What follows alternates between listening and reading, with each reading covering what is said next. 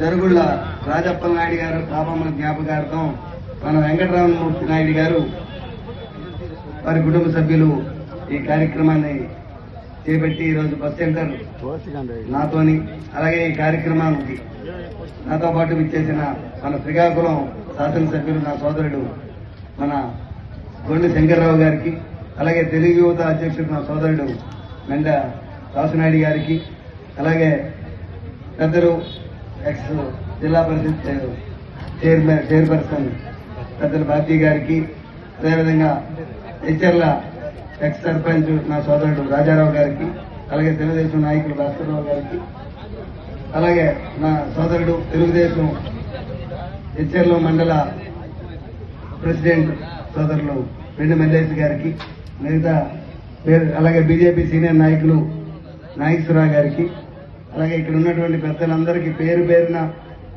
నా హృదయపూర్వక నమస్కారాలు తెలియజేస్తున్నాను. ఈరోజు నాయుడు గారు ఒక మంచి కార్యక్రమం చేపట్టారు. ఇక్కడ హెచ్చర్లలో ఇక్కడ బస్సులు ఎక్కుతుంటారు, అందరూ బస్సులు ఆటోలు అందరూ పిల్లలు కూడా ఇక్కడ యూనివర్సిటీలు ఉన్నాయి, అన్నీ ఉన్నాయి. చాలాసార్లు మేము కూడా చూస్తుంటాం. కానీ ఈరోజు అతనికి ఒక మంచి ఆలోచన వచ్చింది. తన తల్లిదండ్రుల జ్ఞాపకార్థం బస్సు షెల్టర్ నిర్మించారు. చాలా మంది వచ్చి మమ్మల్ని అడుగుతుంటారు, శాసనసభ్యులు ఉన్నారు కదా, మాకు బస్సు షెల్టర్ లేదు, మా ఊర్లో బస్సు షెల్టర్ కట్టించండి ప్రభుత్వం నుంచి. కానీ అన్ని దగ్గర ప్రభుత్వం సాధ్యం కాదు, ప్రభుత్వ నిధులు కూడా ఉండాలి. కానీ ఇలా నాయుడు గారి లాగా ఒక మంచి మనసుతో ఆయన తల్లిదండ్రుల జ్ఞాపకార్థం ఇక్కడ బస్ షెల్టర్ నిర్మించడం నిజంగా అభినందనీయం.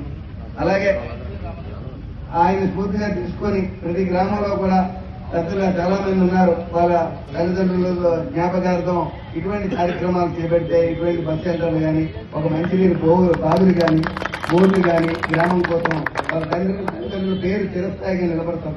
మనుషులు ఉండవు, కానీ మన తల్లిదండ్రులు మనం ఏం చేశామంటే ఇటువంటి కనీస జ్ఞాపకం ఊరు గ్రామస్తులందరూ ఇదివరకు జరుగుళ్ళ రాజప్పల నాయుడు గారు పాపమ్మలో అంటే ఇప్పుడు ఉన్నవారుగా కొంతమంది తెలుసు, కానీ మరొక 10 సంవత్సరాల తర్వాత 20 సంవత్సరాల తర్వాత వాళ్ళు ఎవరో మళ్ళీ ఎవరికి తెలియదు మమ్మల్ని పేరు చెప్తే.